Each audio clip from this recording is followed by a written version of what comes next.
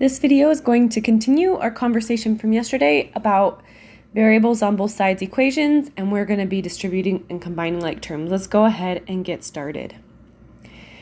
Yesterday we talked about how to solve equations with variables on both sides if I had combining like terms or distribution. Today we're going to combine that to look at some problems where we might have a little bit of both. As I look at this problem, the very first thing I want to make sure I do is I draw my line of balance. So here's my line of balance. I notice that I have variables on the right-hand side and I have variables on the left-hand side. When we talk about variables on both sides, we say that we want to collect all the variables on the side with the greater amount of variables.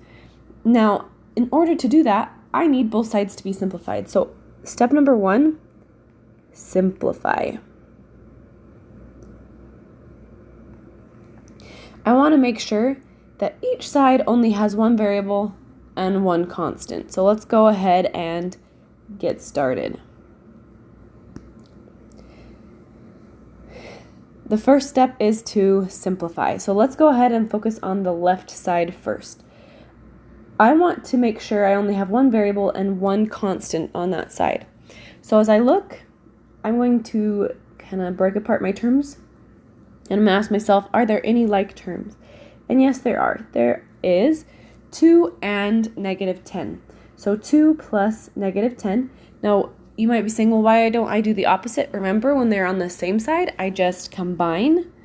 Okay, so 2 plus negative 10 is negative 8. And they are x's, so this side simplifies to negative 8x. There's nothing to combine plus 32 with, so I'm going to bring down plus 32.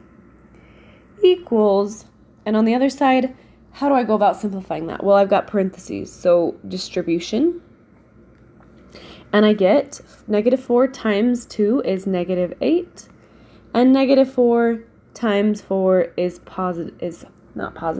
negative, so I put a minus sign, so negative 16x.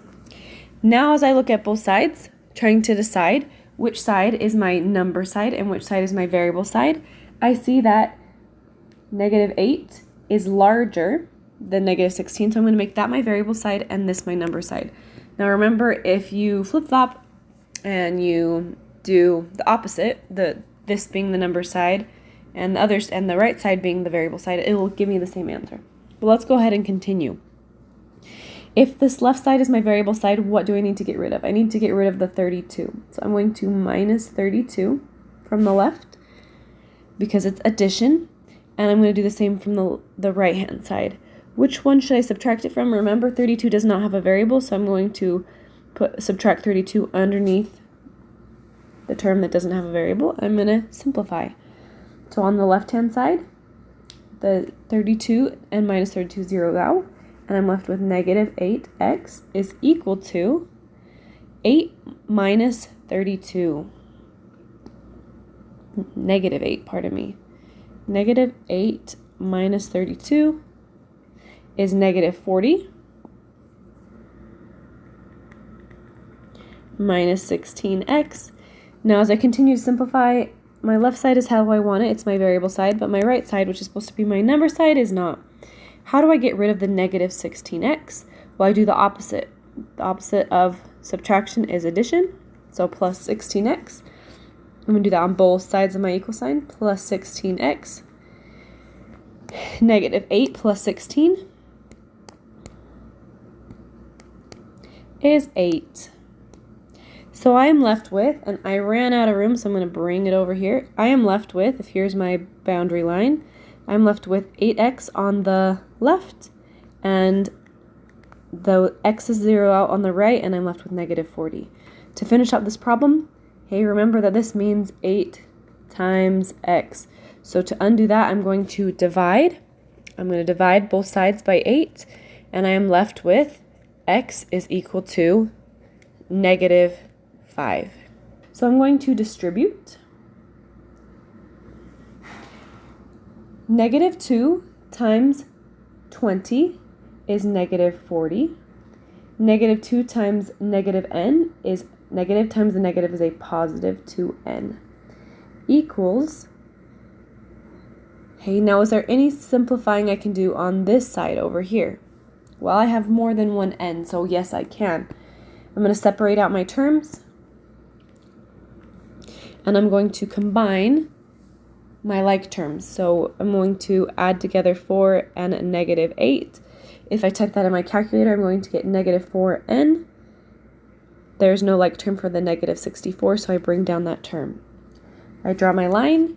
Which side is my larger variable? Well, 2n is bigger than negative 4n, so that's my variable side. Okay, what do I need to get rid of? The negative 40 doesn't have a variable. How do I get rid of a negative 40? I do the opposite and add. Make sure you line up with the right term underneath the 64. That eliminates, and I'm left with 2n is equal to negative 4n. Negative 64 plus 40 is negative 24.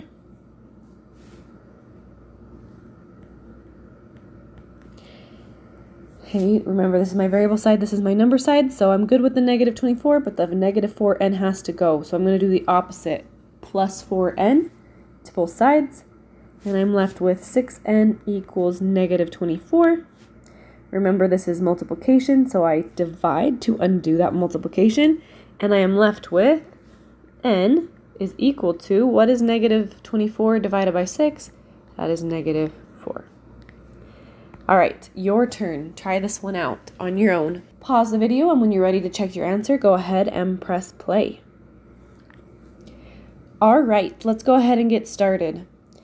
I'm going to draw my balancing line in there, and I'm going to automatically simplify the left hand and the right hand side so I can see which is the bigger of the two variables. As I simplify the left hand side and I separate out my terms, I can see negative 10 should combine with 14. When I combine those, negative 10 plus 14 is positive 4. So positive 4m, don't forget the variable, minus 16 is equal to distribution. Negative 6 times m is negative 6m.